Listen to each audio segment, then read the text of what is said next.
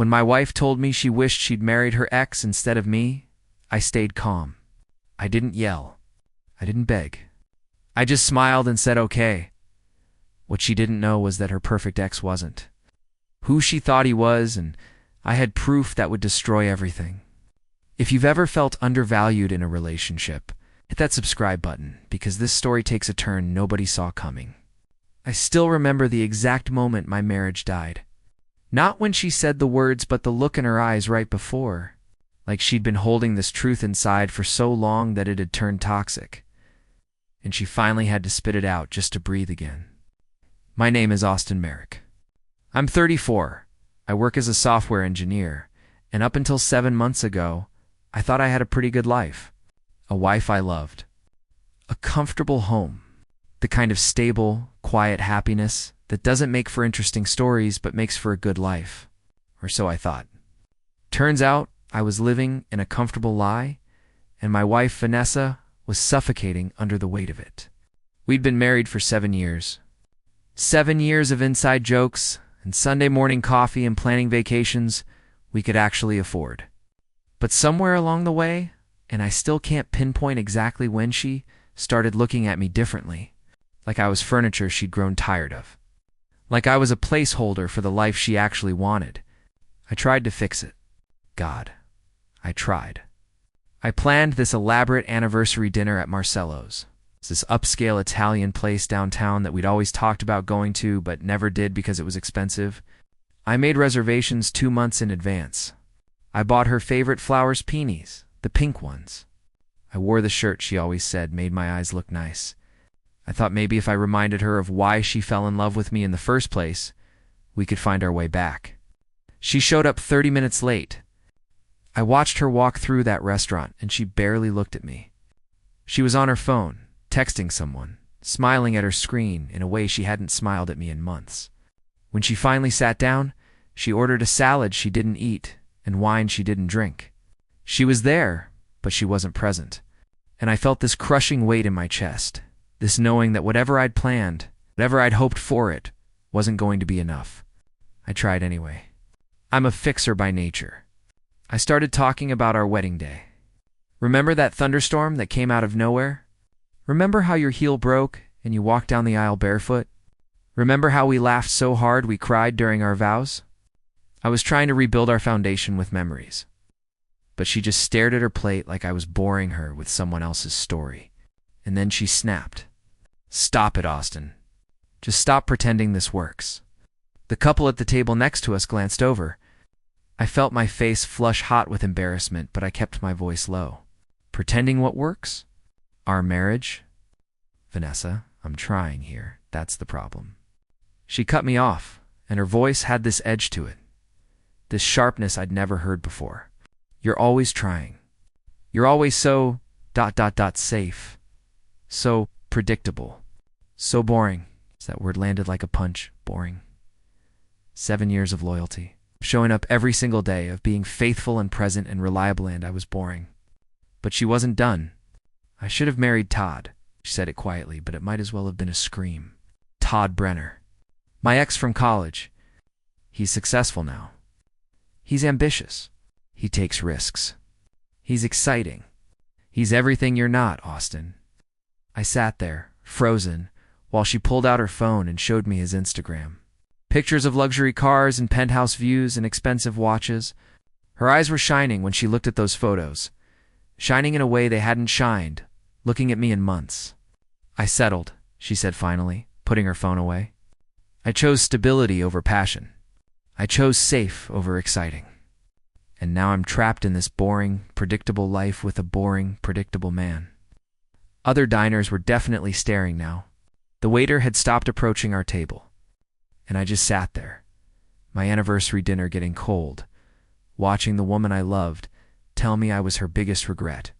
I didn't yell. I didn't cry. I just pulled out my wallet, paid the $300 bill for food we didn't eat, and walked out. We drove home separately. She didn't come to bed that night. And I lay there in the dark, staring at the ceiling, feeling something inside me break and then strangely harden into something else entirely. She wanted exciting. She wanted unpredictable. She had no idea what was coming. The next morning, Vanessa came downstairs acting like nothing had happened. She poured her coffee, scrolled through her phone, asked me if I'd seen her work badge. Like she hadn't just torn our marriage apart 12 hours earlier. Like she hadn't compared me to another man and found me completely worthless. Like those words hadn't been sharpened on her tongue for months before she finally used them to cut me open. I played along. Made her toast. Said goodbye when she left for work. Watched her drive away. And then I made a decision. I wasn't going to beg. I wasn't going to plead or try to win her back or convince her of my worth. Because here's what I realized lying awake in that dark bedroom. She didn't want a divorce. Not yet. She wanted to keep me around as her backup plan while she chased whatever fantasy she'd built up in her head about Todd Brenner. She wanted her cake, and to eat it too. She wanted stability and excitement, safety and danger, the husband at home and the lover on the side.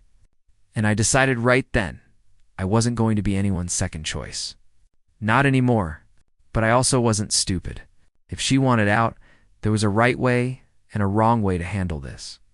So instead of confronting her, I started watching. Really watching. She was on her phone constantly now.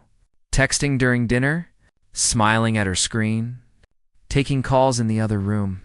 She'd never been like this before. Vanessa was always the person who complained about people being on their phones too much. And now she practically slept with hers. 3 days after our anniversary disaster, I got my confirmation. She was in the shower, and her phone was charging on the kitchen counter. It lit up with a message. I wasn't the kind of person who snooped through phones. I'd always believed trust was everything in a marriage, but that version of me died at Marcello's. So I looked. The message was from someone saved as TB in her contacts. Can't wait to see you Thursday? Tell Austin you're working late again. My hands went numb. Then they started shaking. Then I felt this cold clarity wash over me like ice water. Todd Brenner. TB. She'd been seeing him. Meeting him. Lying to me about working late when she was with him. How long had this been going on? Weeks? Months? Had she been thinking about him the whole time she was lying next to me at night? Had every I love you been a performance while she fantasized about someone else? I took a photo of the message with my own phone. Deleted the notification on hers so she wouldn't know I'd seen it. Put it back exactly where it was. When she came out of the shower, I was sitting at the kitchen table with my laptop, acting like I was working. Want to grab dinner somewhere tonight? She asked, toweling off her hair. Sure, I said. Wherever you want, she smiled at me. Actually smiled. Like she hadn't just been texting her affair partner in our house. Like she wasn't planning to see him on Thursday while telling me she was working late. After she left for work, I opened my laptop for real. I'm a software engineer. I know how to find information. I know how to dig deep into the internet and pull out truths that people try to bury. And Todd Brenner had a very public presence online: Instagram, LinkedIn, Facebook, even a company website for his supposed real estate empire. I started with Instagram. The photos Vanessa had shown, Mitha, cars, the penthouse, the watches, the lifestyle. But as I scrolled through them with a more critical eye, something started feeling off. The backgrounds in his photos looked staged. The cars were always in different locations, never the same driveway or garage. The penthouse views changed angles in ways that didn't make sense if he actually lived there. I reverse image searched some of his photos. 3 of his luxury car posts were stock photos he'd downloaded and edited himself into. The penthouse view was from a rental listing. The watch in his latest photo was a knockoff I could buy online for $200. Todd Brenner wasn't successful. He was a fraud, and I was going to prove it. I spent the next week becoming someone I never thought I'd be. Calculated, strategic, cold. The old Austin would have confronted Vanessa the moment I saw that text message. Would have demanded answers, cried, maybe even begged her to stop. But the old Austin died at that anniversary dinner, and this new version? He understood something crucial. The truth means nothing to someone who's already chosen to believe a lie. Vanessa was in love with a fantasy. If I showed her Todd's fake Instagram photos and his borrowed lifestyle, she'd just accuse me of being jealous, of trying to sabotage her happiness because I couldn't handle that another man was better than me. She'd twist it around, make me the villain, and run straight into Todd's arms even faster. So I didn't tell her. Instead, I built a case like I was preparing for trial. First stop, protection. I took a personal day from work and met with a divorce attorney named Patricia Lowell. Sharp woman, late 50s, with eyes that had seen every kind of marriage fall apart. I told her everything: the affair, the messages, Todd's fake persona. She listened without judgment, took notes, and then laid out my options. Document everything, she said. Every lie, every late night, every text message. Open a separate bank account in your name only and transfer exactly half of your joint savings. Not a penny more. You want to be fair, not vindictive. Get copies of all important documents: deed to the house, car titles, insurance policies, tax returns. And whatever you do, don't tell her you're doing any of this until you're ready. I followed her instructions to the letter. Opened an account at a different bank. Quietly moved $50,000, exactly half of what we'd saved together over 7 years. Changed passwords on my personal accounts. Made copies of everything. Even installed security cameras in our house, the kind that are legal in my state because they're in common areas, not bedrooms or bathrooms. I felt like a spy in my own life. But I also felt something else. Control. For the first time since that dinner, I wasn't drowning. I was planning. Then I started digging deeper into Todd. I found an old college friend on LinkedIn, Marcus Chen. We'd met once at a wedding years ago. More importantly, he'd gone to the same university as Todd and Vanessa. I sent him a message, kept it casual, asked if he remembered Todd Brenner from back in the day. His response came to hours later. That fraud? Yeah, I remember him. Why? We had a video call that night. Marcus told me everything. Todd had been expelled from business school for academic dishonesty, paying someone to write his thesis. His real estate empire had collapsed 3 years ago in a mess of bad investments and angry creditors. He'd filed for bankruptcy. Been evicted from 2 apartments. Marcus even sent me court documents, public records that showed the real Todd Brenner broke, desperate and pathetic. But the worst part? Marcus knew of 3 other women Todd had done this to. Married women with stable income husbands. He'd romanced them, convinced them to leave their spouses, move in with them, and then systematically drain their bank accounts before disappearing. One woman had taken out a restraining order. Another had filed charges for identity theft. Todd Brenner wasn't a successful entrepreneur. He was a con artist who targeted vulnerable, dissatisfied wives. And Vanessa was his next mark. Thursday came. The day she was supposed to meet him. She told me that morning she had a work event that would run late, some client dinner she couldn't miss. She wore a new dress I'd never seen before. Put on perfume. Did her makeup differently. She kissed me on the cheek before she left, and I tasted her lies. I told her I'd probably be asleep when she got home. She said that was fine. She practically skipped out the door. I waited 15 minutes. Then I followed her. She drove to the Riverside Hotel downtown. I watched from my car as she walked into the lobby, and then Todd appeared. He was taller than I expected, with slick back hair and a suit that probably cost more than he actually had. They hugged. His hand lingered too long on her lower back. She laughed at something he said, touched his arm, and they walked toward the hotel bar together.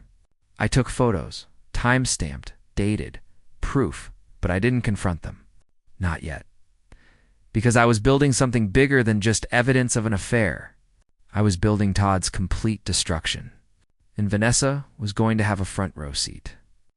2 weeks after I followed Vanessa to that hotel, she came home with an announcement that made my blood boil and my plan crystallize all at once.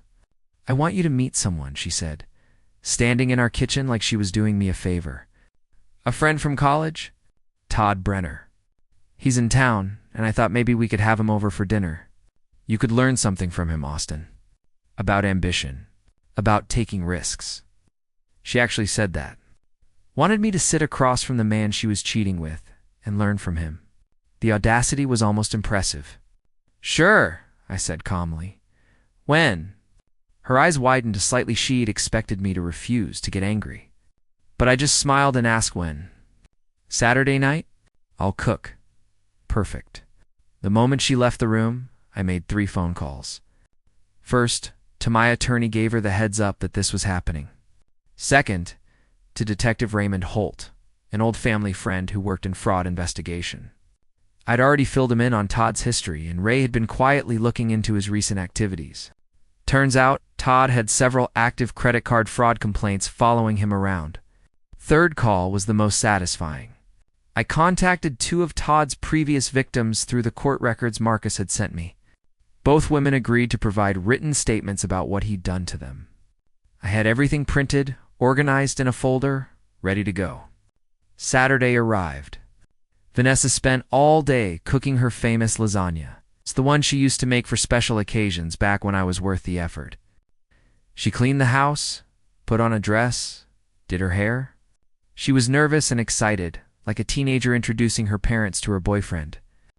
I set the dining room table, lit candles, chilled wine, played the perfect host, preparing for the perfect dinner. Todd showed up 20 minutes late in a BMW I immediately recognized from his Instagram, which I'd traced to a luxury car rental service that charged by the day. He walked in like he owned the place, hand extended for a shake that he squeezed just a little too hard, establishing dominance, making a point. "So you're Austin," he said, looking me up and down. "Vanessa's told me a lot about you." I bet she had. "Good to meet you, Todd. Come in. Make yourself comfortable." Dinner started, and Todd dominated every conversation. He talked about his property's 3 apartment complexes he supposedly owned, his investment portfolio, his connections with city council members and business moguls. Every sentence was designed to make me feel small, and Vanessa ate it up. She laughed at his jokes, touched his arm, looked at him the way she used to look at me a lifetime ago. I played my part perfectly, asked interested questions, nodded along, let him perform. "Some men are content with a paycheck and a pension," Todd said, cutting into his lasagna. "Others build legacies. It's just different mindsets, you know. Nothing wrong with playing it safe, Austin.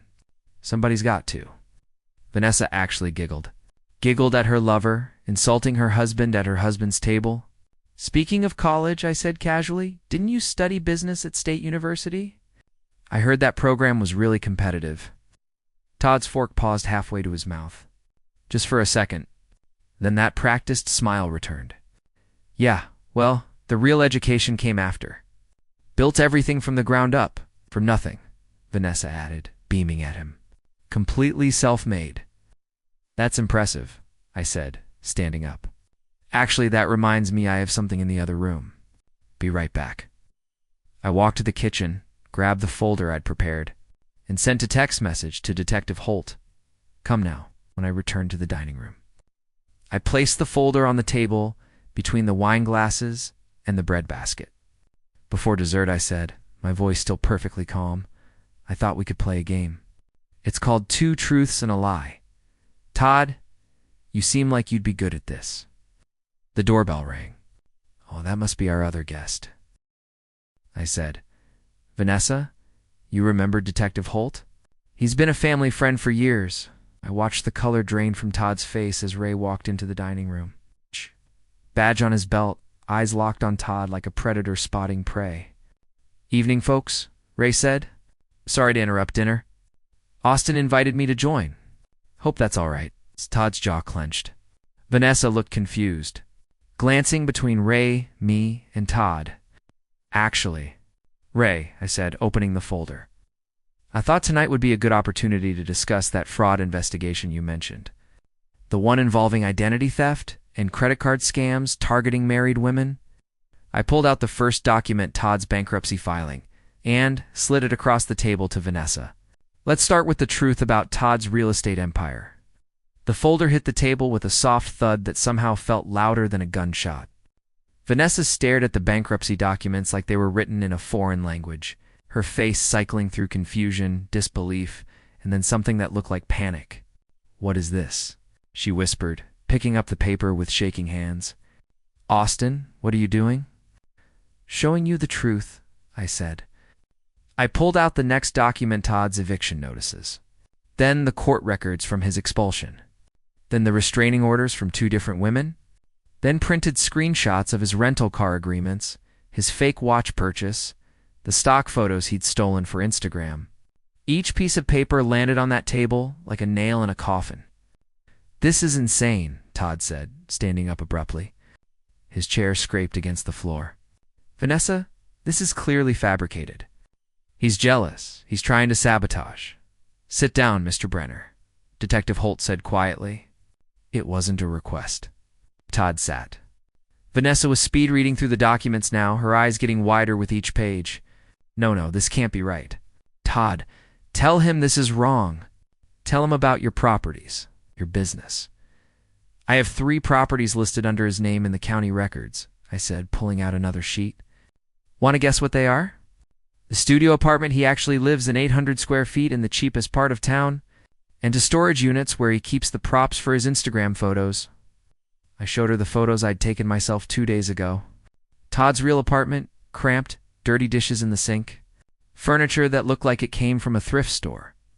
And yes, in the corner, visible through the window I'd photographed from the parking lot, the same designer jacket he was wearing right now, hanging on a cheap plastic hanger. "The BMW outside," I continued, "rented yesterday for $240. The Rolex on your wrist, $50 knockoff from an overseas website I found the exact listing.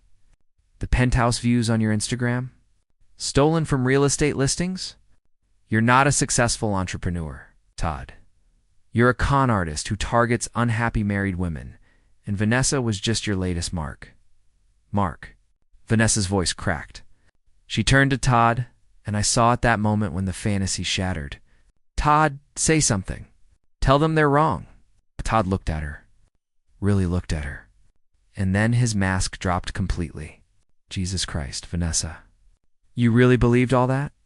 He laughed, actually laughed. "You were supposed to be easy money. Unhappy wife, stable husband with a good job, joint bank accounts. I give you attention, you give me access. It's worked 3 times before. You were just number 4. The slap echoed through the dining room. Vanessa hit him so hard his head snapped to the side. She was crying now, mascara running down her face, her whole body shaking. "You used me. You lied to me."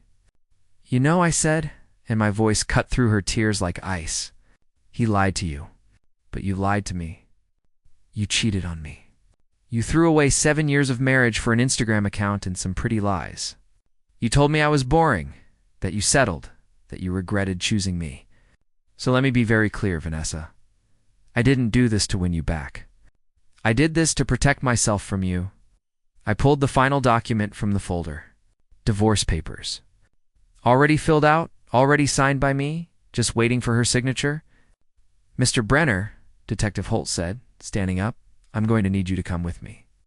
We have some questions about credit card charges made under false names and some rather interesting transactions linked to your accounts." "I want a lawyer." "You're right," Ray said, pulling out handcuffs. "You'll get a phone call at the station." Vanessa watched them leave, Ray escorting Todd out in handcuffs. "Out! The borrowed BMW getting towed from our driveway and—" Then she crumpled, just collapsed into a chair and sobbed. "Austin, please. I made a mistake. I was confused. I was stupid. But we can fix this. We can go to therapy." "We can know," I said simply. "We can't, because I don't want to. You showed me exactly who you are, Vanessa. You're someone who throws away something real for something shiny. Someone who would rather chase a fantasy than appreciate what's right in front of her. And I deserve better than that." Ow. I walked to the door, grabbed my jacket. I'd already moved most of my things to a new apartment downtown. This house, this life I was leaving it all behind. The divorce papers are on the table. Sign them or don't. Either way, I'm done. I walked out and didn't look back.